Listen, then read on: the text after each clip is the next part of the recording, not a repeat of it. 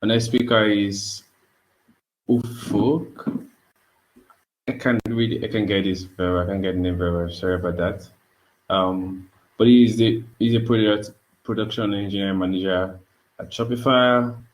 Has over 2 decades experience in the industry, and it's basically about like Rails at scale. So we're going to be learning how Shopify uses Rails to create the massive software that they run, and then do the impressive work that they've been doing in the world and in multiple countries. Yeah. So yeah, over to you, Ufuk. Thank you very much. Thank you. I hope you can see and hear me. Just making sure everything's okay.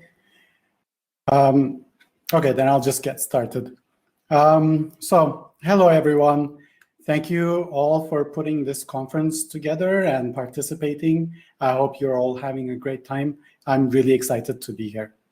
My name is Ufuk Kayserilioglu, and I am an engineering manager on a team called Ruby and Rails infrastructure at Shopify.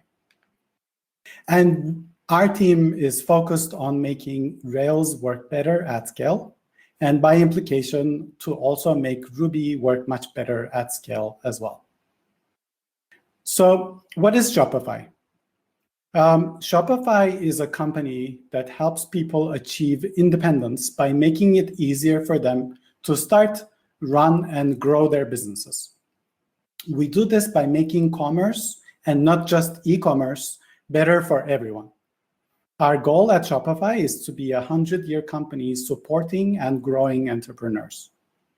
Our platform is built on Ruby and Rails. We have the oldest and the largest Rails code base in the world, which is powering our core monolith. So I just want to give you a few numbers about what our Rails monolith looks like. We have a Rails monolith that we call core at Shopify that is nearing 3 million lines of code. Our system averages around 83,000 requests per minute, 24 hours a day, every day. And these request numbers go up to like 170,000 requests per minute at peak. And the code base has over 500,000 lifetime commits. The platform that we run on is really big as well. We have about 200 Kubernetes clusters that are supporting our code base, and we run 2 billion background jobs, that's billion with a B, background jobs every day.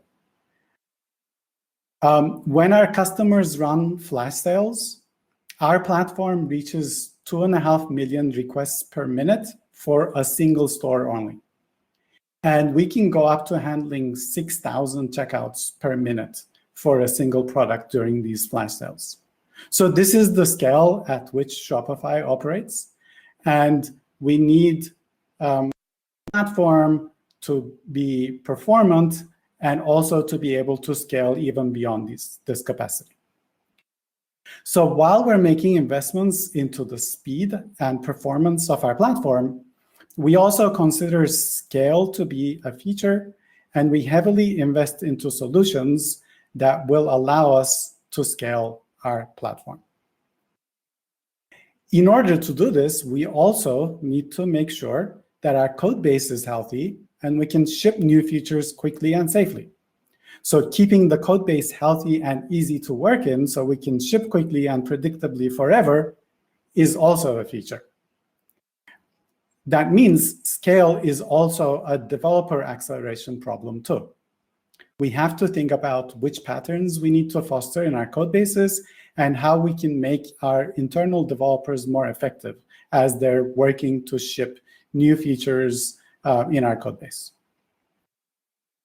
So it is mostly these concerns that we are thinking about here on our team, which is the Ruby and Rails infrastructure team at Shopify. That's us. So some of the projects we're working on specifically to make Rails work better at scale are focused on runtime performance of the Ruby platform.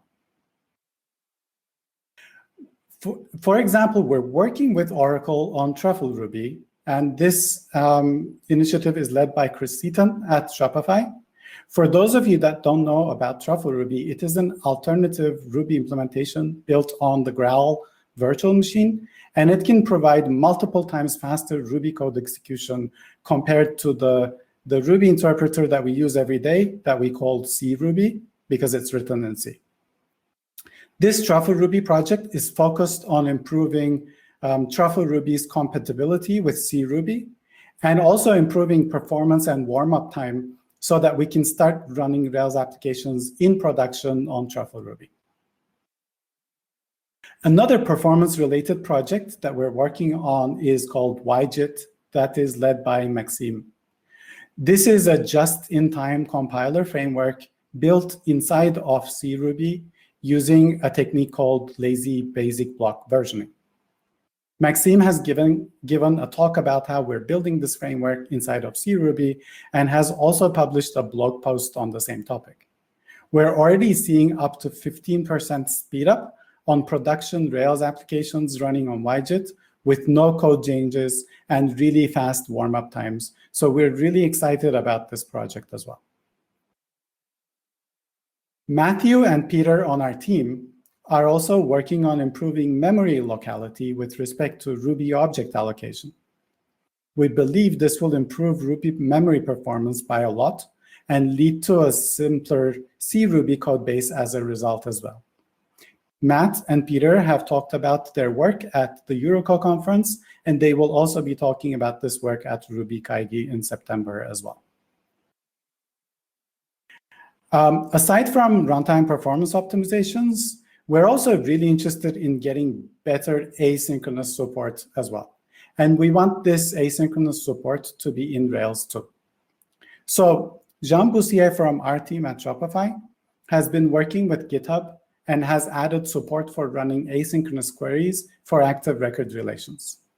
This will enable concurrent preloads and other usage patterns in many Rails code bases and can ultimately lead to more performant Rails applications operating at scale. We're also investing a lot in developer productivity, like I said, because making sure that our developers are more productive means we can scale faster and we can ship code faster.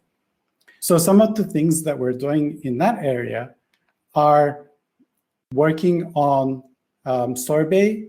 We've been working very closely with Stripe over the last 3 years, and we have a team inside our team that has added Rails support to Sorbet and have adopted Sorbet on our main monolith that is nearing almost 90% type coverage as we speak.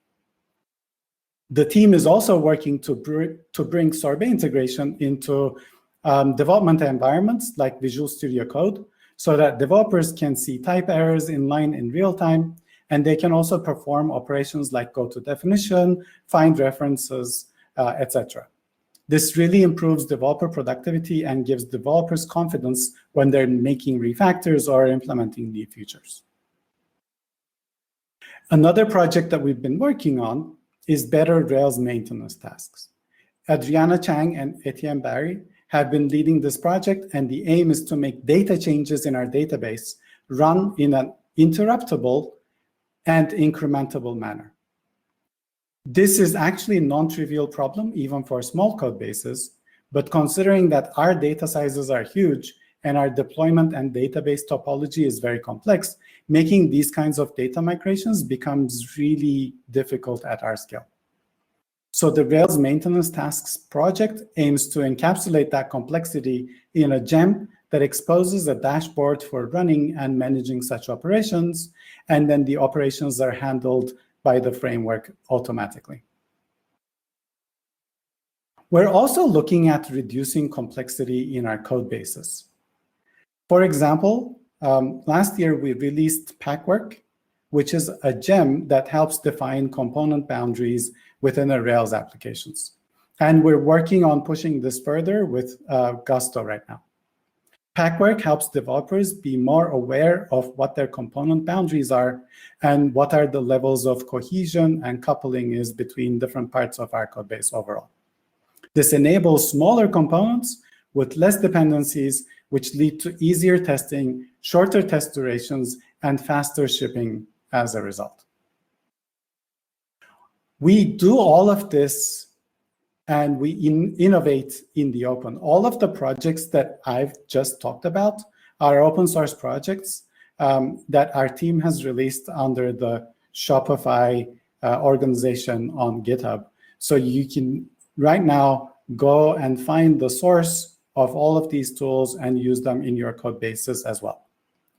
If you have any questions about any of these things that we're doing at Shopify, we have a question and answer session at 7 p.m. Central Africa time, where you will be able to ask us questions about all of these topics.